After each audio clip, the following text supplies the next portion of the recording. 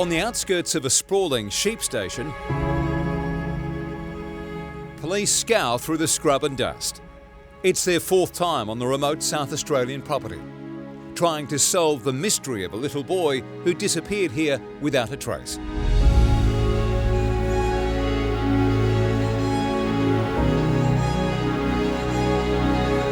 Now let's get to some developing news. A major search is underway for a little boy who's been missing for more than 24 hours in the state's mid-north. Our hearts are aching and we are holding on to hope that he will be found and returned safely. Now 2 months since he vanished, a deeper look down disused mine shafts. But the only thing emerging is more intrigue. I think the fact that they've extended the search to mine shafts is indicative of the fact that they're looking at possible intervention, human intervention.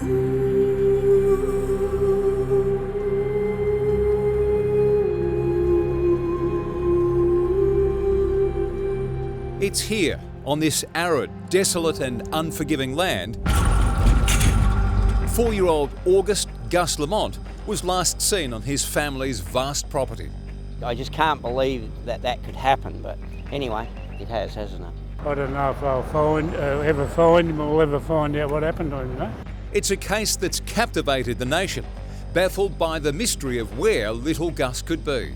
This poor lad, just 4 years old and very close to the family, and so of course they're devastated. On Saturday the 27th of September, Gus, described as an adventurous but shy country kid, was doing what children do, playing in the sand at his grandparents' homestead. The property is 42 kilometres from Yunta, in South Australia's remote mid-north. He was last seen by his grandmother around 5 p.m. But when she called him inside 30 minutes later, he was gone. I've been asked to read this statement on behalf of the family. Struck by the initial shock of losing their beautiful boy, Gus's family, who have been silent and incredibly private throughout the ordeal, lent on friend Bill Harbison. We're devastated by the disappearance of our beloved Gus on Saturday afternoon. It's come as a shock to our family and friends, and we're struggling to comprehend what has happened. Gus's absence is felt in all of us, and we miss him more than words can express.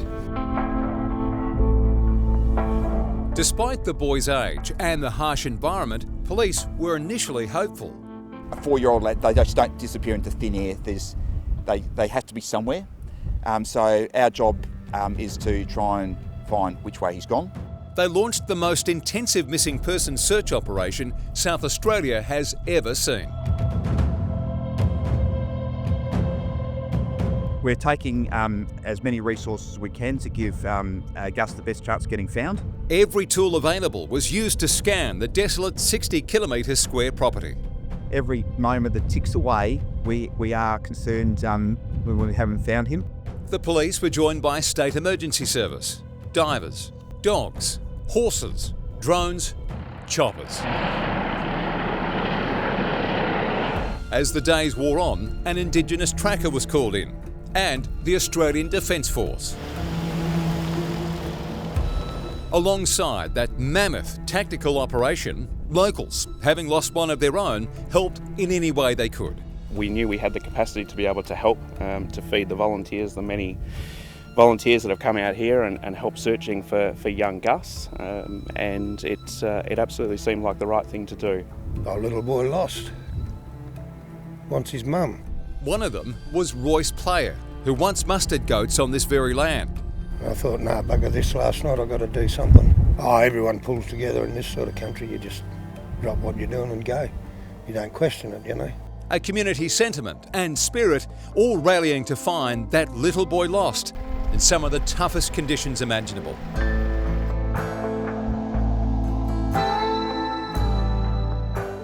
The The surrounding landscape is deceptively hilly terrain, a challenge for investigators right now, desperate for clues that could point them in the direction Gus travelled and narrow down their search area. 9 journalist Samantha Hogan was on the remote property, reporting as the search unfolded. This is remote outback, and it's hard to imagine how a little boy could have possibly gone missing. The harsh conditions in itself, it's cold at night but hot during the day. The flies, the dust, it looks so vast and flat. But as the days went on, we realised we were losing each other just a couple of 100 metres away from each other in the distance, with hills blocking the view. An undulating landscape that saw volunteers walking up to 40,000 steps a day. These are people that are staying up all night long in their own time to find this little boy. And so as the days went by, certainly the energy was fading, but not the hope. But there was no escaping the grim reality of every day that passed. 4 days is hard for a 4-year-old. But we'll keep looking. It's a long time. There's someone being without water, food and shelter.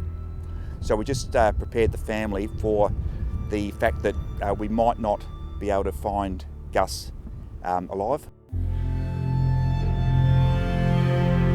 The dire situation was made even more challenging by the fact that search crews had no clues as to where Gus may have gone, let alone the direction he'd wandered off in.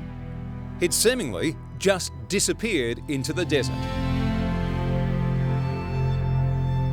The more ground that we cover, the more chance we find something that we might have discarded, like a hat or a shirt or a boot, and that's, once we find that, then that gives us a bit more hope. Finally, the search crews caught a break that ignited that hope. 4 days after he vanished, this outline in the dust, a little boot print, the first possible sign of the young boy on the property. A moment that gave crews renewed focus. Well, I reckon he's here somewhere still. That's my gut feeling. I hope I'm right. When that little footprint was found, it was this feeling of hope amongst everybody. Media, police. It was so important, I guess, for the morale of the team that was putting their days, their nights into the search. But that little moment of joy was short-lived. Another day passed and there were no more clues.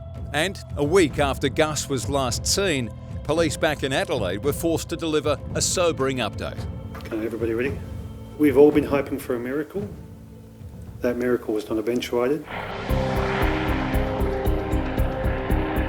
But as the search crews left, the police investigation was only just beginning. We continue to follow lines of inquiry and to do everything we can to make sure we've covered every single option in terms of what may have occurred. Within hours of the last vehicle leaving the property, crime scene police were back at the family homestead. They spent hours snapping photos, speaking with Gus's grandmother and retracing the areas the 4-year-old was last seen.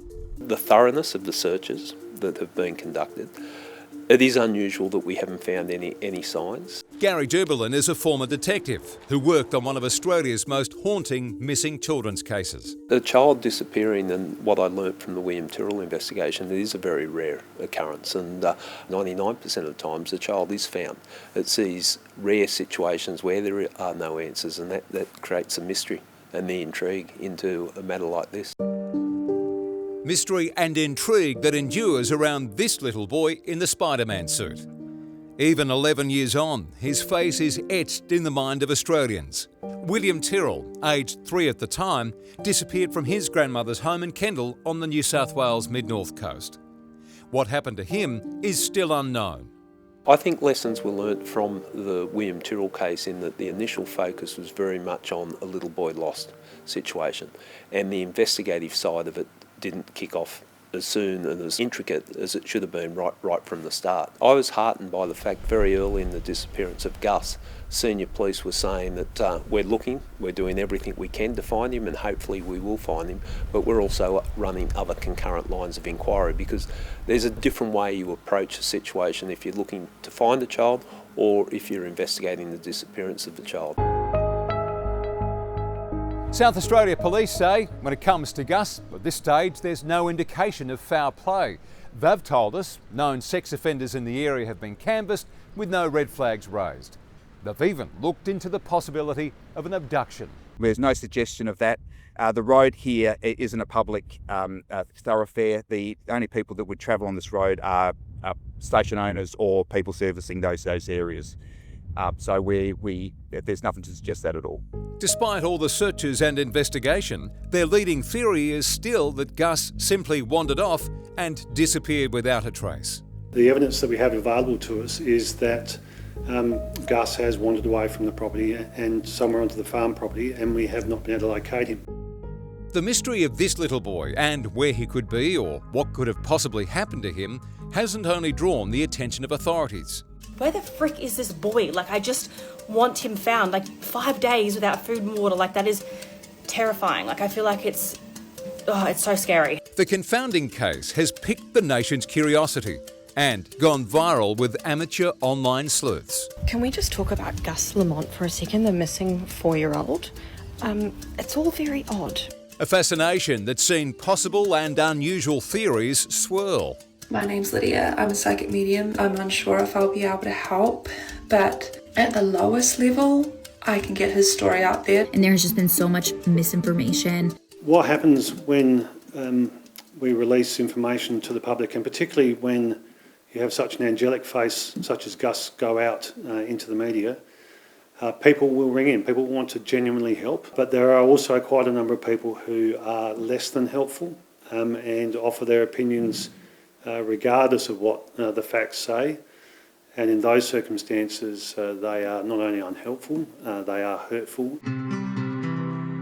That public pressure fell heavily on the Lamont family, with their friend Bill Harbison fronting the media on their behalf. At this time, we kindly ask for privacy as we focus all our energy on supporting the search and working closely with the police. We are deeply distressed. With wild theories and conspiracies swirling around the case, people close to the Lamonts have come out in their support, like Dr. Fleur Tiver and her family, who've lived on the property next to Oak Park Station for generations. She felt compelled to face the camera to quash the rumours. No way that this child has been taken. No, absolutely no way that there's anything suspicious. And I guess that's the most important thing to get out there, and just to stop with the conspiracy theories. In all that time that we have been neighbours, they have been absolutely the best kind of people you can get on this planet. Alex Thomas grew up on a homestead just like Gus's and used to play with his mother in the rugged landscape. She too joined the chorus of voices to stop the hate. Oh, it's absolutely been incredibly difficult for everybody on the ground and the wider rural community. I think our hearts are all breaking for this family, and also acknowledging that this could have easily been one of our own children. The online vitriol has been brutal, absolutely brutal, but not only that, it's unkind and it's absolutely unhelpful. And I guess there's an invitation here for people to really just stop and just think. But as time goes on and no answers are found, the intrigue grows. The public expect and demand answers for a situation like this, so the police would be feeling the pressure a great deal. It's very hard to move on to the criminal investigation side of it unless you've totally exhausted the possibility that the child just wandered off. It's exhausting these possibilities that saw dedicated police units sweep the area 4 times over the last few months. 34 days after Gus went missing, search teams started retracing their steps, draining a dam that had already been searched in the days following Gus's disappearance, emptying millions of litres of water with divers crawling through sludge and weeds. Again, they uncovered nothing new, but ruled out that Gus drowned. But with the frustrating lack of answers, tensions were building, which saw one media outlet take things too far. If this persists, then action will be taken. You will either be reported or arrested. This is completely disgraceful conduct. This is Gus's grandmother, shotgun in hand, on the porch of the homestead, yelling at a Daily Mail reporter. We'll have the police on you because you've been warned not to come here. Get out! Get out! The woman's actions, according to police, were not as they seemed. The person had the gun for a legitimate purpose. They were dispatching a snake that was on their porch. There was no intent by the person having that firearm at that time to be threatening in any way. It was a bizarre moment, adding to the already mystifying disappearance of little Gus. The South Australian Police Commissioner flagged search teams would be back on the property. I would expect that we will be deploying our investigators and our search experts up there as we process information that we've collected on previous visits, and as we continue to consult with people who might be able to give us some guidance as to where we might be able to get a result. And within weeks, they were. New information leading them to 6 mine shafts on the property's border at the end of November. Just like the others, nothing was uncovered. But as the months go on, any hope that Gus will be found alive disappears just like he did.